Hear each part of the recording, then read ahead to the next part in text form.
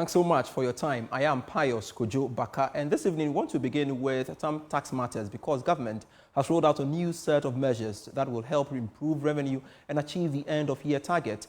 This was captured in the 2024 media budget presentation to Parliament. More in the following report. Government is hoping to raise 177 billion cedis in revenue by the end of this year. This is coming after government revised the revenue target for 2024. It also follows fresh data which showed that the revenue numbers are not looking good. But the Finance Minister, Dr. Mohammed Amin Adam, believes that some of these measures will help improve the situation going forward. According to the media budget, government is looking at implementing property tax, deepening engagement with both Ghana Revenue Authority and other stakeholders when it comes to tax collections, and addressing the various loopholes in revenue mobilization. Government also believes that plans by the Ghana Revenue Authority to add more than 2,000 taxpayers on board the VAT electronic system will also help the situation. There are also plans to share data with tax authorities in the country to help zone in foreign nationals evading taxes due the state. Government believes that these measures could go a long way to help improve the revenue situation by the end of this year and help deal with the concerns of donors and external creditors.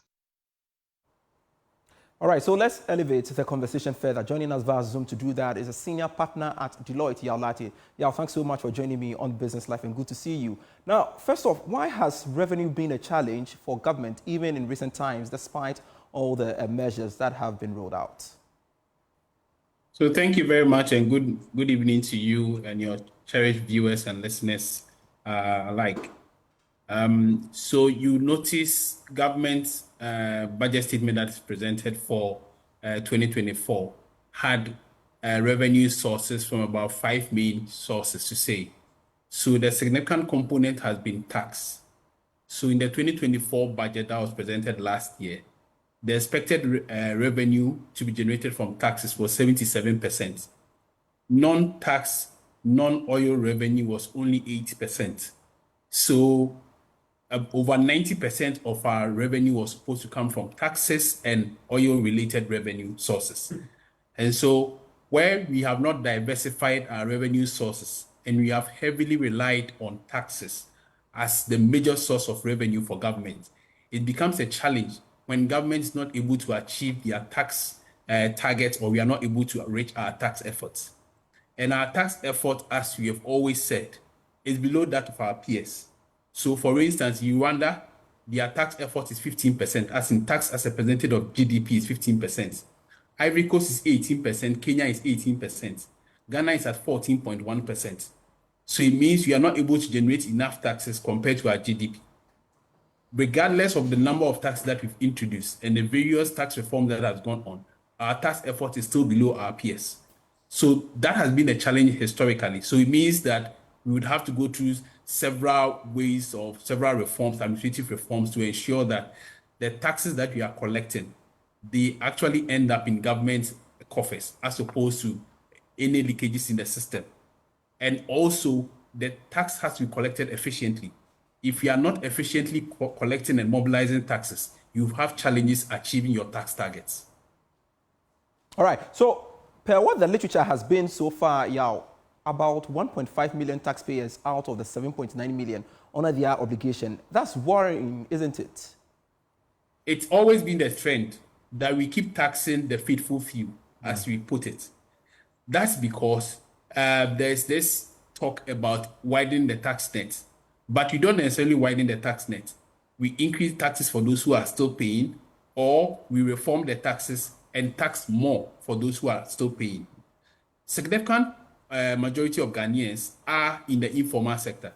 And so the artisans, the people who work on our projects, our homes, our project sites, etc., do not pay taxes. And that has always been the case. Even some professionals do not pay taxes. And so if we do not find a way to widen the tax net, and one of the ways that we can use to widen the tax net is to use technology. And it is instructive that government is using a simplified digital solution as one of the measures that it's using to bring in more people into the tax net and also efficiently collect the taxes. The workers in the informal sector are the majority, and yet they are not paying the taxes. And so if we do not have measures to bring them into the tax net, we will still have challenges collecting the taxes. one thing that I've seen in the last couple of months, which I think is commendable, is the implementation of property taxes. So those who live in various communities where you own properties, currently you see people from the local authorities coming to you and exercising property taxes. I think this should be implemented. The question we should ask is, are we going to follow them through to ensure that these property rates that are collected are really accounted for? Otherwise, properties will be numbered, they'll be taxed, but we are going to see less of that in the coffers of the government. And I think if we ensure accountability, even the tax measures that we have, we follow them through to ensure that they are properly exercised, the taxes are collected and banked into government coffers, you would increase our tax revenue. I see. So it appears revenue is more important now than before, looking at the impact of our debt situation and, of course, the negotiations with our external creditors. Don't you agree with me on that?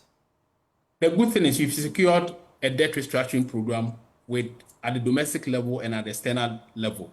So what we need now is to increase our revenue base.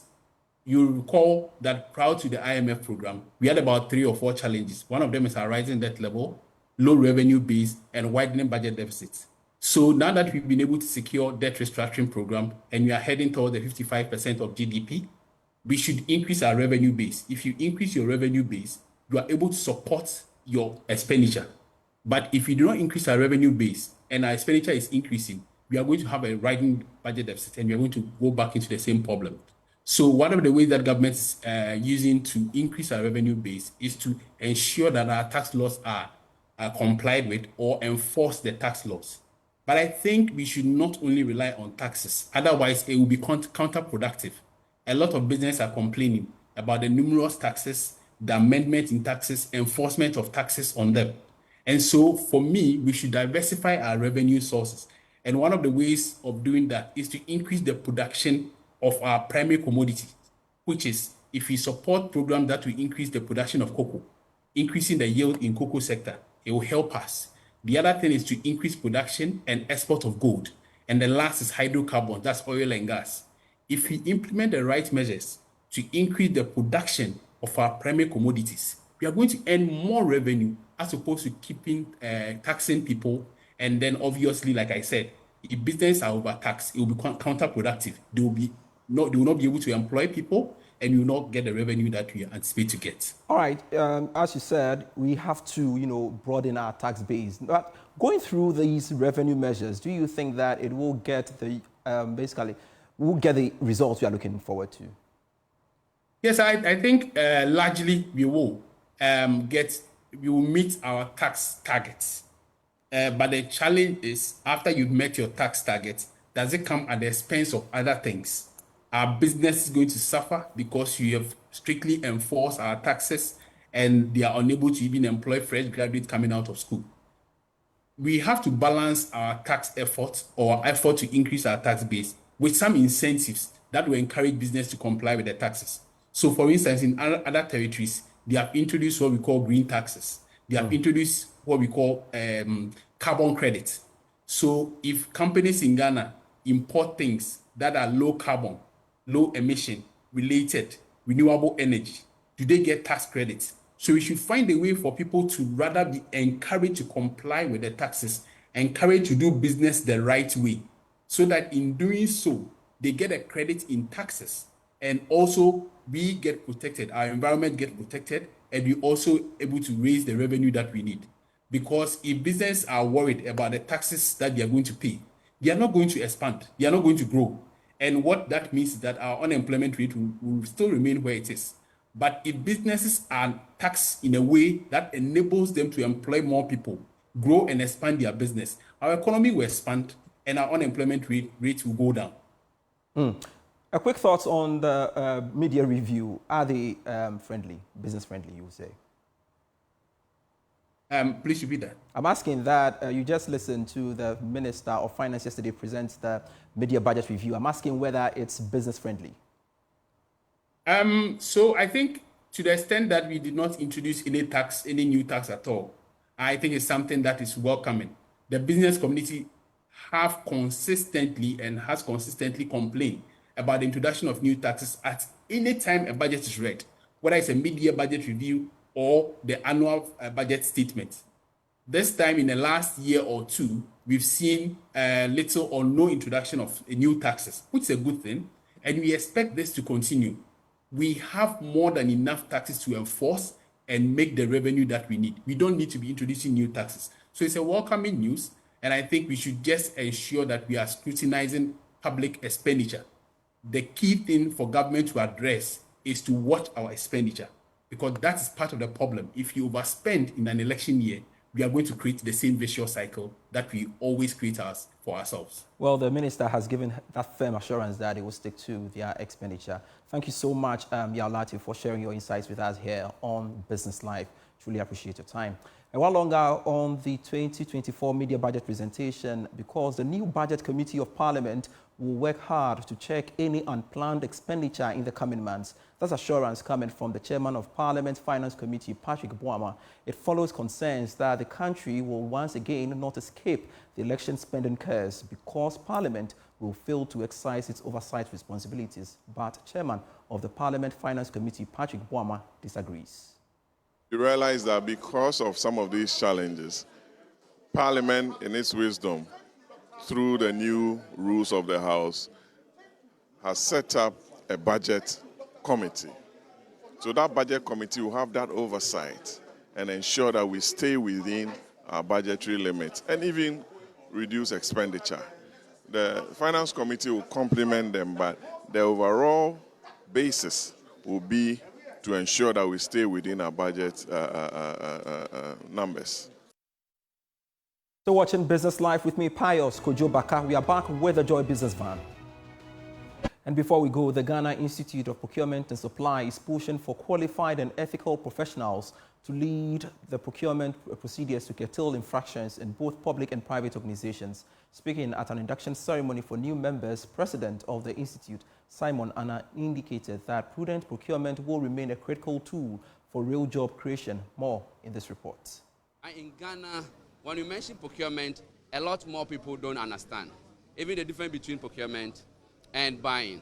As a country, the focus should be procurement, where we bring in strategic thinking of what we buy and ensure that what we buy actually benefits the country. And we link procurement to the industrialization or to the growth of SME in Ghana. And as an institute, what we are advocating for is that can we use our procurement spend to promote the economic development of our country? That government is buying and government is the biggest spender.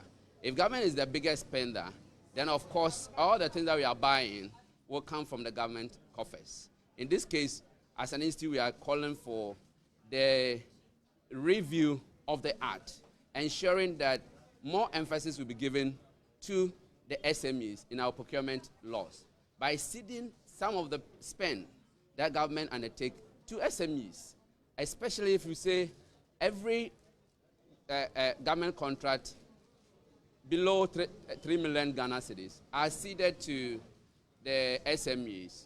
Then what it means is the SMEs are not going to compete with the international or the global companies. Now, MTN has expressed its commitment to support micro, small and medium enterprises to access funding through the Momo platform. The telecom giant has championed digital payment solutions, noted that it will, in partnership with some commercial banks, offer credit facilities for SMEs. Abubakar Sadiq Mohammed is the head of sales at MTN. The MTN SME Fair is a gathering of various micro, small and medium companies to showcase their products and services. The fair, which is stationed near the Accra Mall, is part of activities to mark the MTN SME Month. In its bid to support the SME sector, MTN Ghana continues to champion innovative solutions which will enhance the operations of startups and entrepreneurs.